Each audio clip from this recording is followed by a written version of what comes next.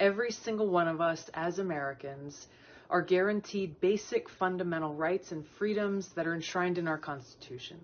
But we cannot take these freedoms for granted.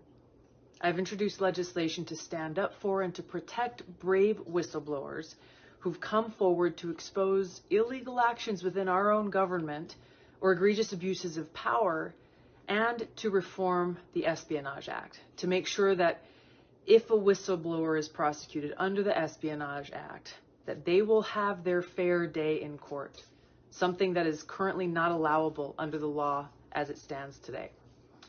So first, I introduced HRES 1162 with my colleague, Congressman Matt Gaetz, that very simply calls on our government to drop all charges against Edward Snowden for the actions that he took in the public interest to expose a mass government surveillance program on all Americans that violates our privacy and civil liberties and that courts deemed illegal more than once.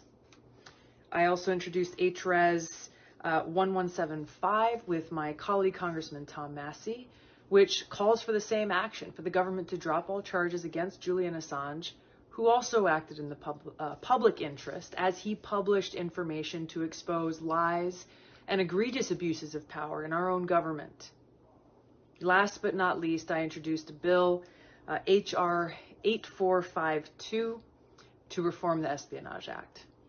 Now, Daniel Ellsberg was the first person prosecuted under the 1917 Espionage Act for his act of bravery in releasing the Pentagon Papers to the Washington Post to publish classified documents that exposed the lies that were being told to the American people about what was really happening in the Vietnam War.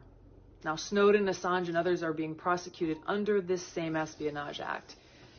But as Daniel Ellsberg knows well, under current law, none of them are allowed to speak to the intent of their actions in court. My bill changes that. I'm urging my colleagues in Congress to stand up for the American people, to stand up for our freedoms, and pass this critical legislation now.